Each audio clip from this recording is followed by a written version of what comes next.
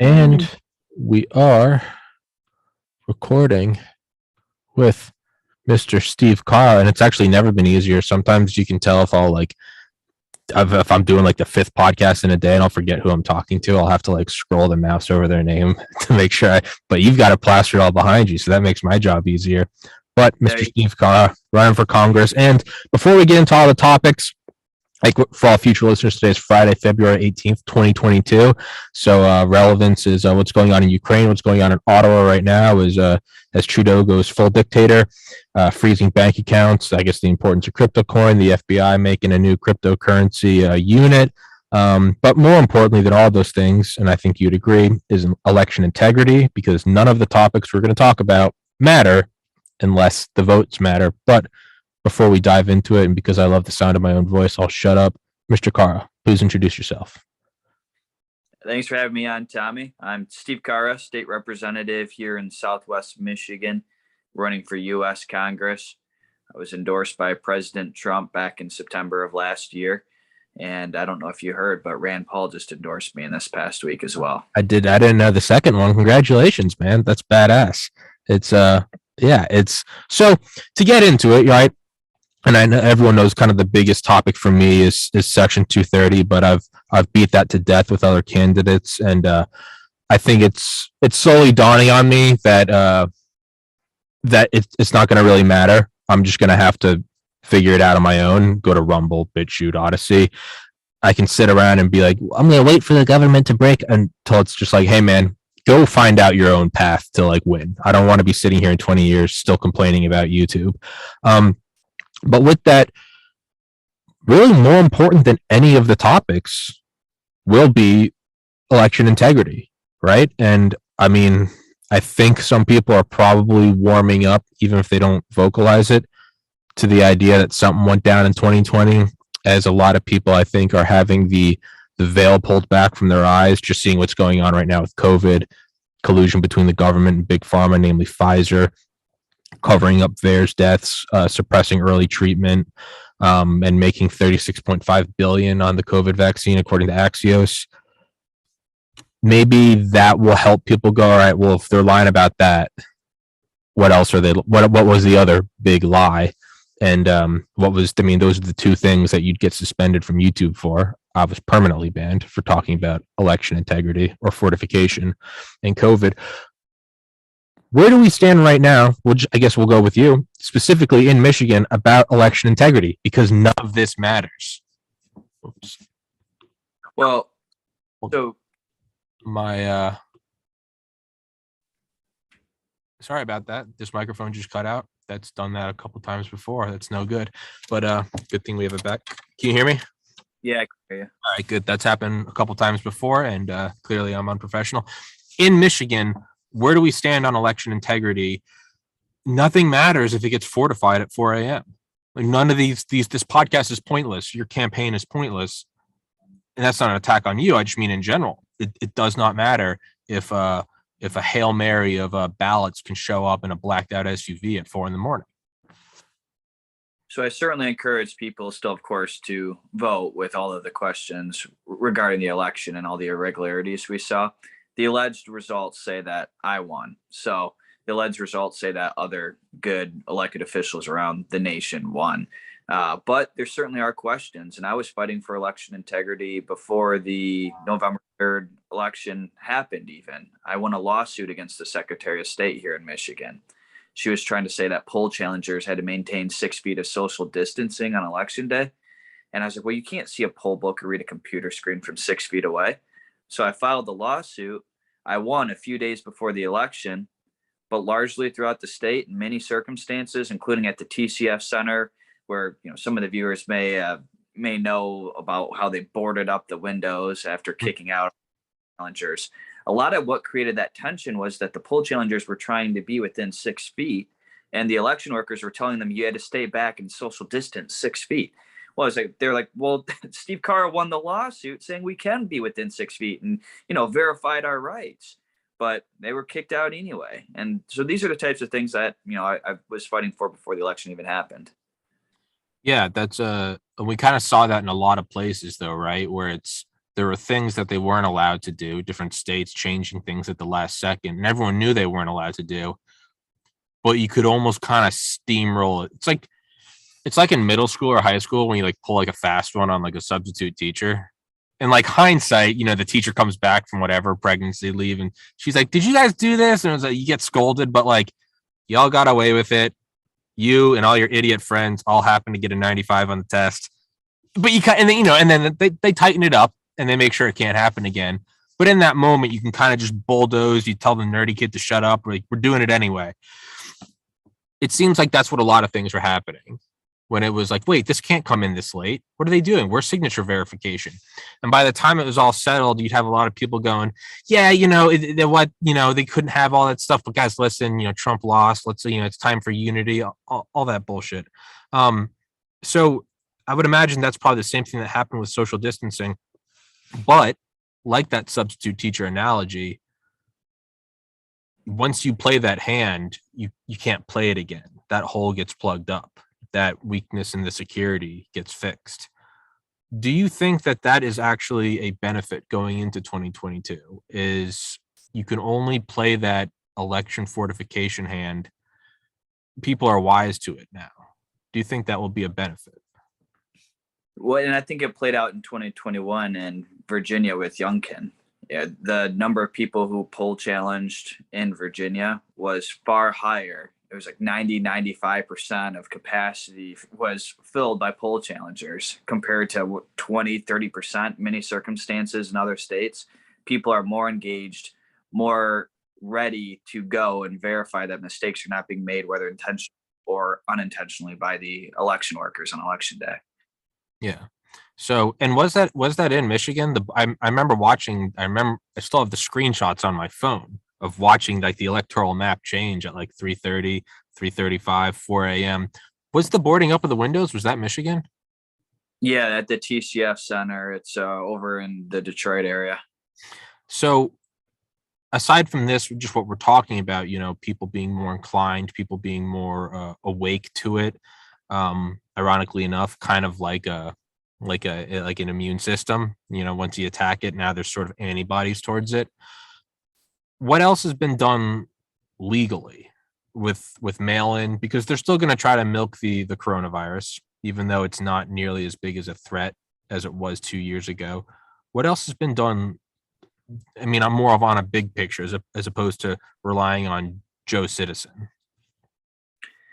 So a few things. One, county clerk in Michigan questioned and challenged the signature verification process that they were using, which basically they were just made the assumption that if there was a marking in the signature spot, that it's presumed that it's, the accurate signature instead of verifying it to the signature on record. So, they said that the Secretary of State was wrong on that. Of course, absentee ballot applications being sent listed with that was a huge issue. So, but as a legislator here in Michigan, I appreciate the fact that we've passed dozens of election integrity bills out of the House. But, I asked my colleagues and I asked people around the state, well, what's the point in passing dozens of election integrity bills unless there was a problem with the last election?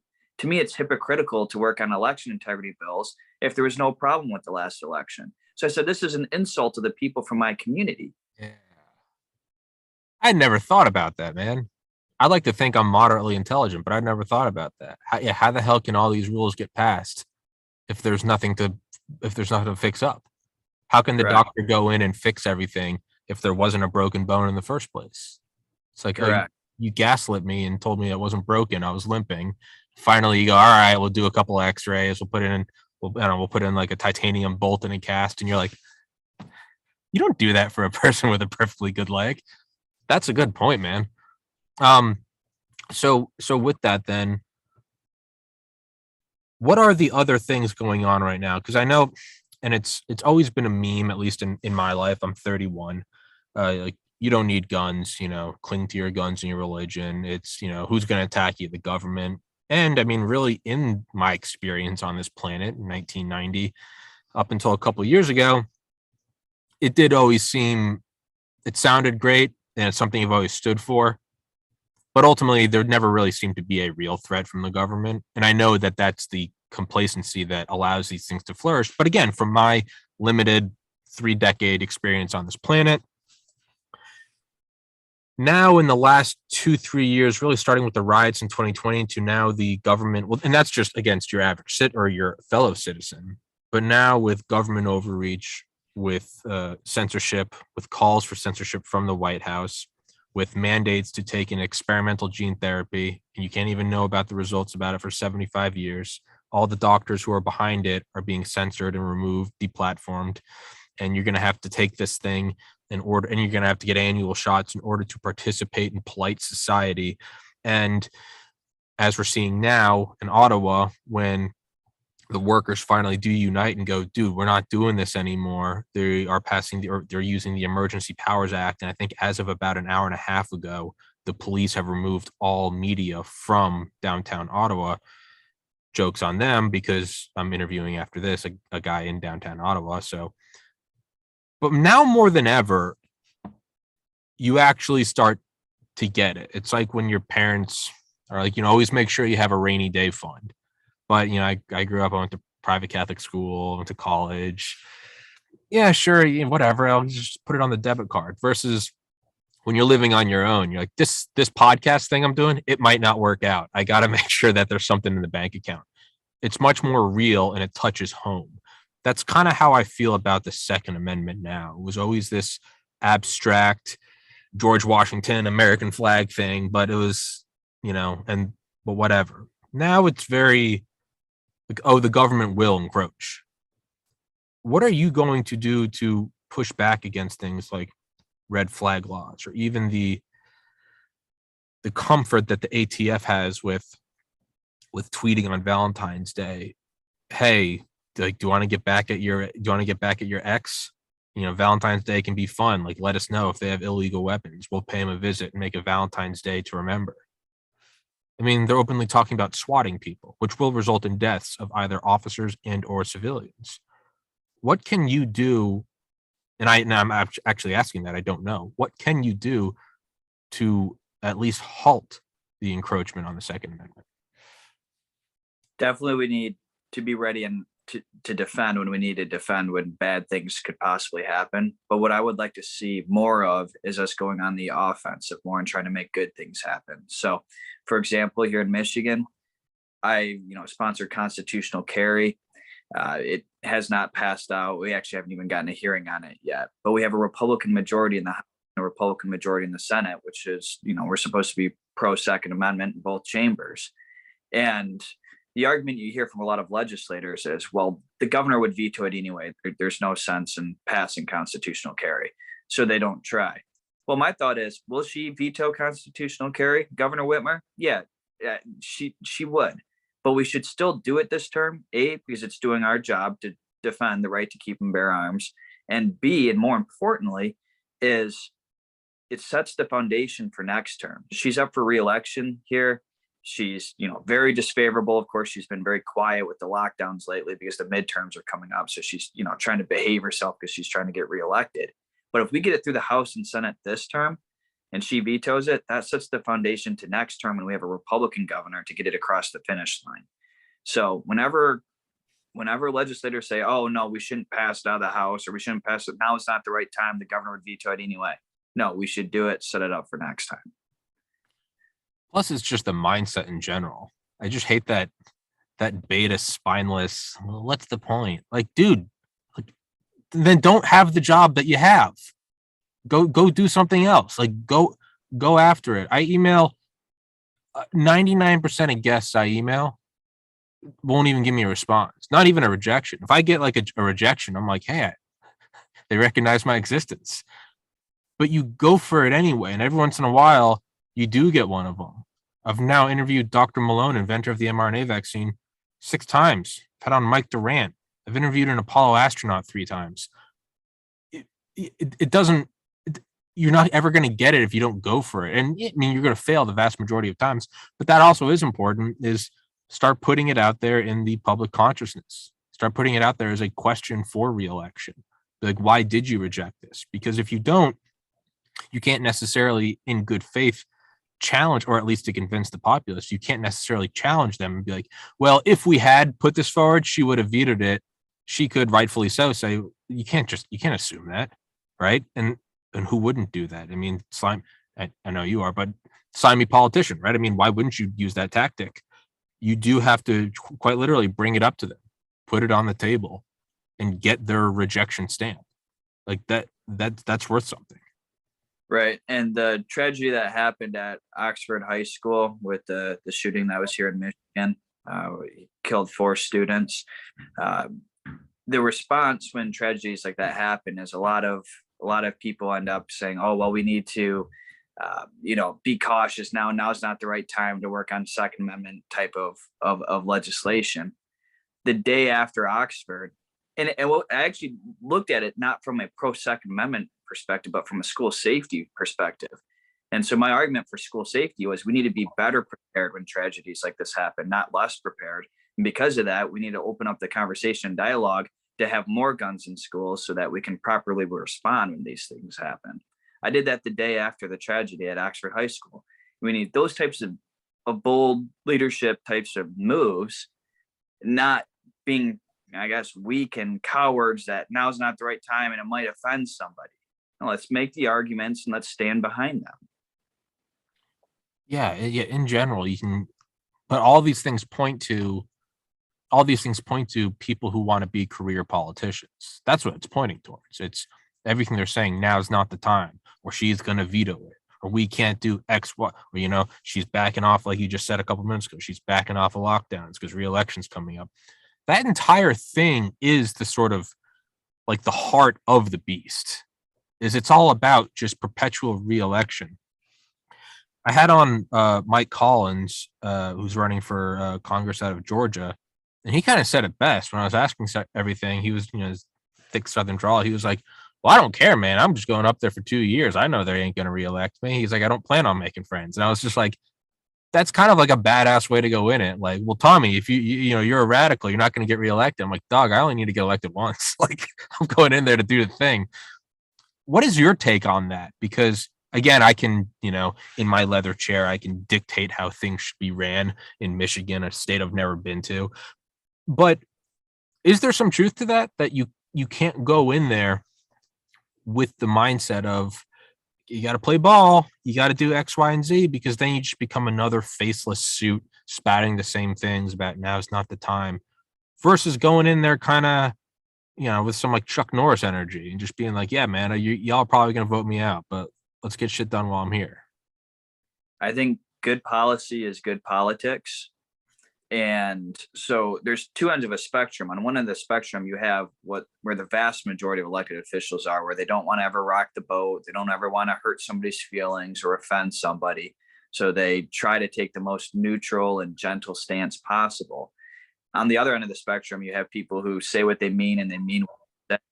Well, that's where Donald Trump is on that end of the spectrum. And I'm more on that end of the spectrum as well, of course. And I think that's what we need we need fighters.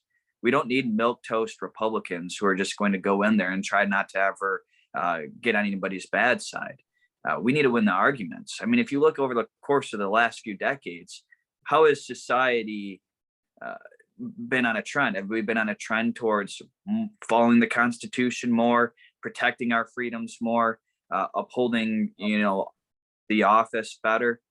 No, we're going off a radical socialist cliff. It's been a slow erosion of the Constitution for decades that's been expedited immensely in the last 2 years.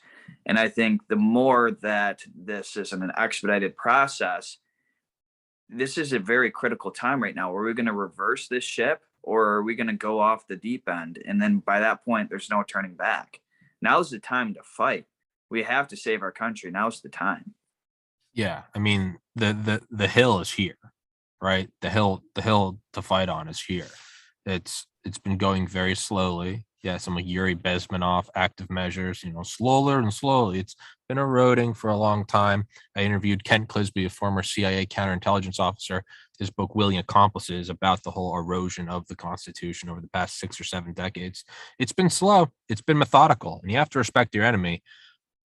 But it's speeding up, and because I am a I'm hopelessly optimistic, despite the fact whenever I interview like special forces guys, they're always like, dude, get your head out of the sand. They're like, stack ammo and, sighting your guns. And I'm like, no, we're going to get out of it. But I really am, because I do think that there is sort of and I know the analogy is eye rolling, but there is sort of an inoculation that I think started with COVID, with the riots of 2020, and with the 2020 election, and the kind of the censorship that ensued, and then the mandates, kind of all those things. It has woke, and I hate that term so much. People are waking up. People have been saying that people are waking up since JFK was in office. No one's waking up. Those that are awake are awake. Everyone else they're not going to get up. It's just what it is. But there is this sort of, people are coming to the fact that like there is something going on. There is collusion. There is, when you deplatform Dr. Malone, when no one cares about a word Joe Rogan says for a decade. Fear factor guy. It's Joe Rogan. He looks like a thumb. And then all of a sudden he's a racist. No one's ever cared about misinformation before. No one's ever once said we have to take the tabloids out of the grocery stores because Elvis Presley is not still alive. No one's ever cared about any of that. But then all of a sudden it comes up with the 2020 election, and there's a little blue label on every YouTube video, or you get removed like I do for spreading misinformation about widespread fraud that resulted in the changing of the results of the 2020 election. Or in true 1984 wrong think and like double plus good speak, them coming out and saying you cannot be together, social distancing, and then turning and saying the BLM riots are just, like, we stand. And it's like, dude, like, what is it? Like, I get the whole civil right. Like, what is it? Is molecularly, is the virus transferring or not? All these things are moving towards more and more. And then the mandates, and then just 3 days ago, I interviewed a registered Democrat woman, Susanna Newell, and she was injured by the vaccine. She used to bike like 75 miles. She would train for these things in 150 miles in 2 days. Now she needs a wheelchair to get around her house, and she can't even talk about it. That's the whole other insult to injury, right? It's one thing if you get raped. It's another thing if you're told to shut up. And she's sitting there going, she's like, at first I didn't tell anyone about it because I didn't want to scare people. She's like, I thought it probably was still good for people to get it. And she's like, and now I'm trying to speak out because I don't want other people. I mean, she's 40. She's like, I don't want other people to be injured. But the point is the whole kind of word salad ramble I'm going on right now is because it's being sped up, that decades long slow boil of the frog. You're celebrating when there's still a couple minutes left in the fourth quarter. And to me, I think there's a lot of benefit in that for the Constitution loving, God fearing, patriotic Americans. Is they're starting to see the mask has fallen off of the machine. Your thoughts on that? And I know I just bombarded you with a bunch of rambling, but yeah, so I would say that 95% of elected officials are complicit in the process of large corporations and big government being in bed together. And the home of what I would call corporate welfare used to, for the past few decades, be largely within the Republican Party. You had your unions that were with the Democrats, and you had your large corporations who weren't necessarily simply for less regulations and lower taxes across the board for everybody, but for finding the loopholes for themselves and getting the special tax breaks and bailouts for themselves that everybody else didn't get. And what we're seeing with a lot of these large corporations is they're starting to go off the radical socialist cliff with the left. And so the large corporations are shifting more into the Democrat Party and finding their home over there. Well, a lot of blue collar union workers, thanks to President Trump and wanting the opportunity to provide for themselves and their family and just have a strong economy with an equal level playing field for everybody, they're starting to shift more towards the Republican Party. So if we embrace as elected Republican officials true free markets with lower taxes across the board for everybody, less regulations that make a business friendly environment, that's the viability of the Republican Party moving forward. We have to embrace it. That's what Republican primary voters have been looking for decades. They just haven't had it delivered by their politicians. And the Democrat politicians would go along to get along with it too, because that makes them look more moderate because, oh yeah, I voted for a tax break. Yeah, for that special interest group. Well, thanks for the tax break for the politically connected who's funding your campaigns. Oh, now you're moderate because of that? No, that's crony. That's crooked. This is what's destroying our country. We need to stand up against this system, and we need to embrace true free markets. That's the viability of the Republican Party moving forward. Yeah, beautifully said. Yeah, they do try to do that throw the bone thing where, Bernie can say, I didn't vote to, I didn't vote against the military industrial complex. Like I'm not a threat as a hippie. And it's like, well, dog, you voted for like Northrop Grumman and Boeing because they built a factory in your home state, which I get, I'm for, but like you can't, come on, it's cronyism. You can't say that. You can't say that at all. It's Trudeau holding, Dr. Malone said it on my podcast 2 days ago. It's Justin Trudeau holding 40%, or the Trudeau Foundation holding 40% ownership of Acuitas, which I didn't know this, I guess forms the phospholipid sort of solution that the Moderna vaccine's used in. All right, man. Well, if that's the case, he stands to become a billionaire if they continue with the mandates. You could argue, he could argue like, look, I'm not against corporations, but no, it's what you just said. It's a plutocratic, oligarchical cronyism.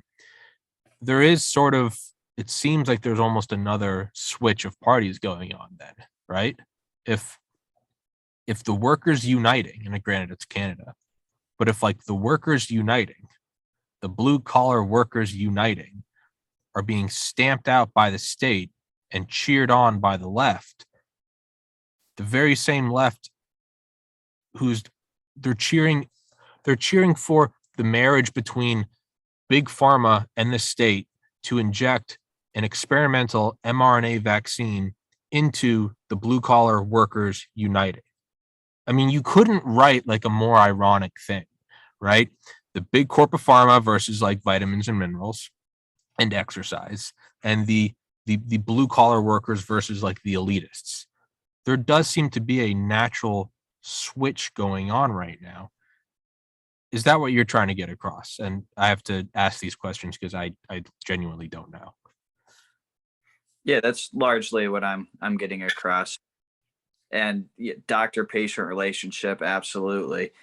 This idea that we're going to have a one-size-fits-all approach for medicine, we're going to force people or coerce them into wearing the mask and getting the vaccine and being obedient with the secular government. The more that people comply with this process, the more they're ripping the heart and soul out of our Judeo-Christian values as a country. Don't follow your Christian beliefs is what the government wants. They want you to follow them and comply with their edicts. And the more we continue and allow them to do that, the more we're going to see Christianity erode. Yeah, you can't comply your way out of this, right? No. You can't just go into the ghettos, just wear the star, just get on the train, just go in the showers. And people always say, well, that's an absurd analogy, until it's not, because that is how it starts. You don't start with genocide. You start with, we need a strong return of the fatherland. That's how you start. And they push it that way. And we're at the point now where we're already at otherizing. It's about step 5 of 10 of how to commit genocide. A few colleagues of mine and I, we introduced a bill to, prevent vaccine mandates in Michigan. And, the people on the other side of the aisle were saying, this was maybe about a year ago, they were saying, oh, well, what elected official is even talking about a vaccine mandate? Nobody's even talking about mandating vaccines. Like, why do you guys even think that this legislation is even necessary? Like, this is just a waste of time. And it's in a matter of months. And it's like, well, remember you guys' statements you all were making about vaccine mandates not even being anything that anybody's thinking of? It was so fast. It's moving so fast. It's dangerous. It's scary. We are losing our country. We're losing humanity. We're losing Christianity. we're losing everything that we need to be fighting to defend.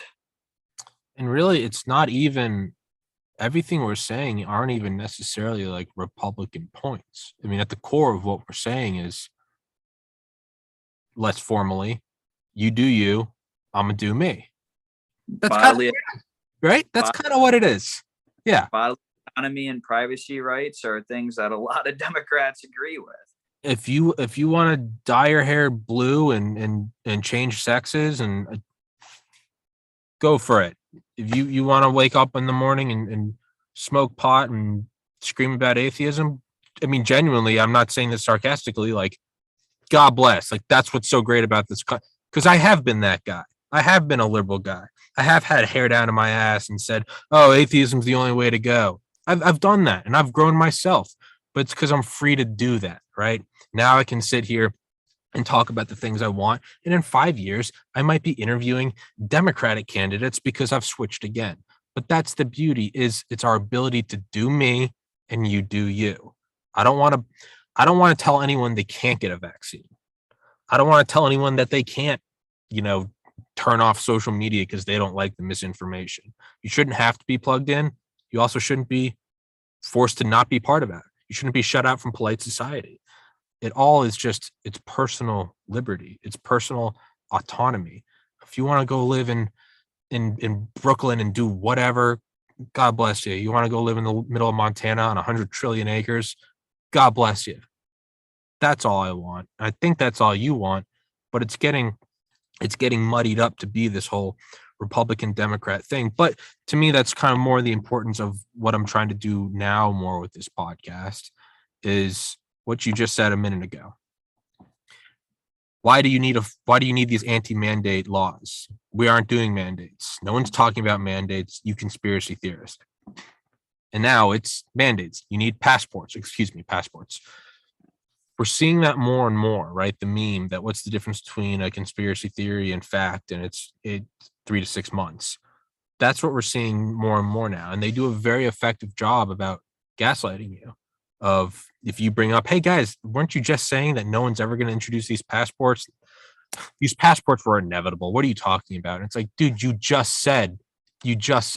So that's what I'm trying to do more with this podcast, is to get video evidence with a day, month, year, minute, hour, second stamp. That's what I had Dr. Malone do just 2 days ago, was what are the predictions you have now? What's coming up? Because sure enough, they will say in a couple months that this was never an issue, yet it was. So what are some things that you are fighting for now? So I guess we'll kind of hyper specify it for Michigan. What are some things that you're fighting about now? And what are your fears of what's coming, that just like the passports, they might be saying no one's doing that. In a couple months, they're going to be doing what we've always wanted to do it. Where do you stand now? Or what are some thoughts and predictions you have now? Well, the one thing I'm working on right now that trying to figure out how exactly to draft the legislation. I don't know if it's an exact answer to your question, but it's one I am excited about, is basically having the department heads paid based on the performance of their department. And the way it works is, every budget season, all the departments make the claim that they need more money in order to execute and do their job properly. So they have a conflict of interest. They want more money, which is arguably, very rightfully so, wasteful spending, more government intrusion, more government power grabs, more government involvement in our lives. They need more money, more money. Well, if they got paid based on their department being able to execute their responsibilities at a more cost-effective way, they got paid more because they're cost-effective, that aligns and makes it run more like a business. So I'd like to see the department heads paid based on performance. So I'm working on doing that. Another big issue we have is all this federal money that's flowing into the states that with strings attached. In Michigan, we get billions and billions of federal dollars that come back to our state. It's like, oh, here's all this free monopoly money, billions of federal dollars. You guys, but you have to spend it in these certain ways.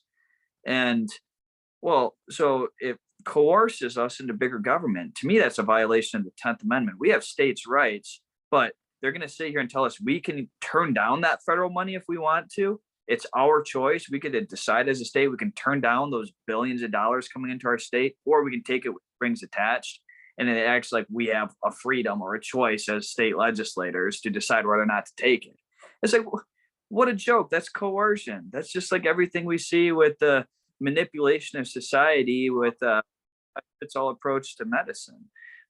Destruction of the doctor-patient relationship, the intimidation of doctors for trying to do their best to protect their patients. We're seeing these similar patterns in our individual lives, as well as behind the scenes in government. It's a crooked, corrupt system. And now, and I do this, it always depends on who I'm talking to, what field we're talking about. But I try to make it applicable to the person that may be listening.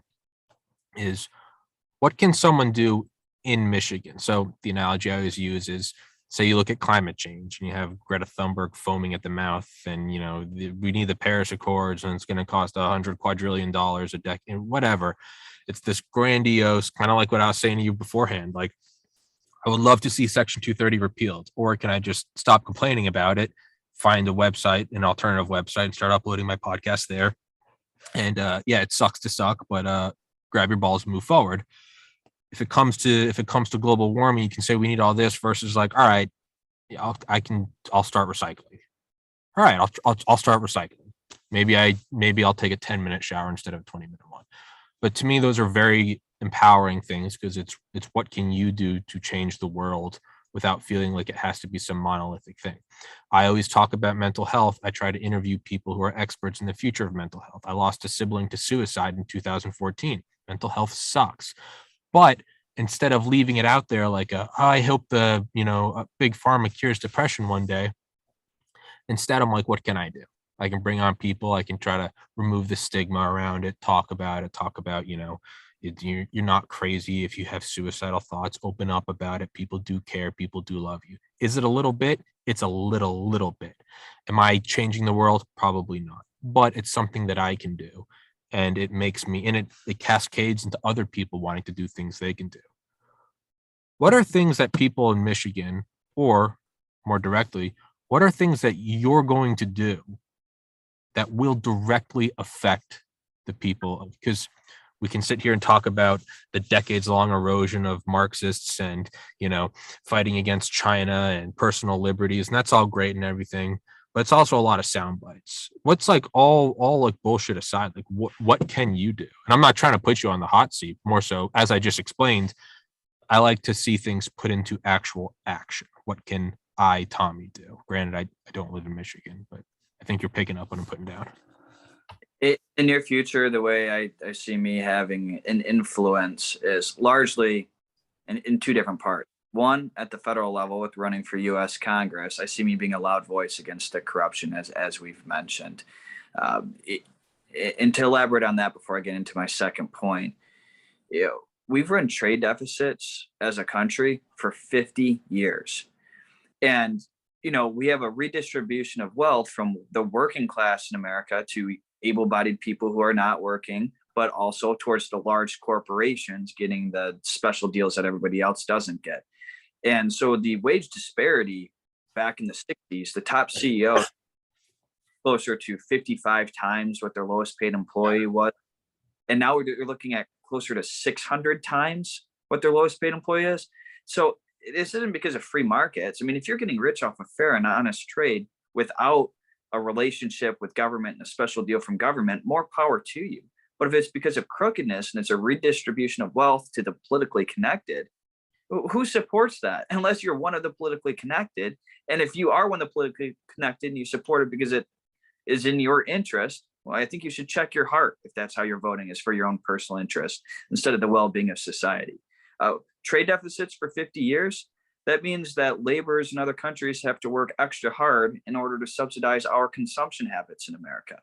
So when people talk about caring about, minorities, things of that nature, well, what if minorities in other countries have to work extra hard in order for us to consume a materialistic lifestyle over here in America because we have the reserve currency of the world and have been afforded the privilege of a trade deficit for 50 years. Are these things that people talk about? Or these things that people care about? We should. We should care about this as humans. So, I'm going to continue to expose those kinds of things, but also from a state legislature perspective, some people are concerned, well, you're doing such a great job here in Michigan, Steve. We don't want to lose you. And I say, well, first of all, don't you think America deserves me? Don't be selfish, right? and secondly, I think that'll actually, like, I argue, how much do we really have me in the state legislature in Michigan right now? Because I vote no against more regulations, bigger government, more intrusion in our lives, but the bills pass anyway, bipartisan support. And so I vote no, but I lose, so how much do we have me as a state legislator? But if I'm a congressman in the Michigan legislature here, if a chair of a committee is bringing forward a bad bill that is, that I'm just like, no, I want to kill that, and they want to seek re-election for a third term, and I tell them, hey, I'm Congressman Carra now, and I see you're bringing up this bad bill. I don't want to see that move. Don't give it a vote. If this moves, expect a primary, and I'm going to find $100,000, and I'm going to endorse against you in the primary, and you can kiss your political career goodbye. I will play those games. Yeah. I will fight those fights. So you'll gain me in the Michigan legislature by having me as a congressman because I'll have more pull. And as my Godspeed, as my podcast grows, you can use my platform to publicly name and shame them. That's exactly what that's why I had on Susanna Newell, the woman that was injured by the vaccine. She was like, thanks for having me on your platform. You have 8,000 subscribers. That's 8,000 more people than I can talk to. And so I went ahead and sent some emails and got her on Stu Peters, who has 300,000 subscribers. And like, I just kind of get a kick out of, like, if you're not allowed to talk about something, I'm like, well, let's talk about it. So yeah, no, I love that. If you're going to do that, blast them, put them in the spotlight, because that's really the only way they scurry. Is so much of this is allowed to happen because no one's paid attention before, from election fraud to, like you said, the kickbacks to, yeah, man, if you're Joe Rogan and you start your own podcast and you get 100 milli, like, okay, you hustled. If you're Tom Brady and you go through the NFL, you did it. But when you're getting corporate subsidies and corporate welfare, and the laws themselves are written so that there is no competition for you, you're not growing there. You're not doing that in any sort of meaningful or respectful way. You're abusing the system. You've become a tick on the heart of America. Also, and I know we got to wrap up in 2 minutes, but the insider trading, what are you going to do about that? Why is it that the politically connected are allowed to do insider trading? Well, it's obviously a problem when we influence and meddle in the economic decisions of our country. This insider trading wouldn't be an issue if we followed the Constitution more properly and understood that our oath is simply to protect the rights of the individuals. And we are so far involved as government, so far beyond the scope of the Constitution, that this has become a problem. We say that insider trading is supposed to be illegal, but there's loopholes around it. With people, we have inside information. It's an unfair game. It is inappropriate, and so what am I going to do? I mean, I'll continue to speak out against it.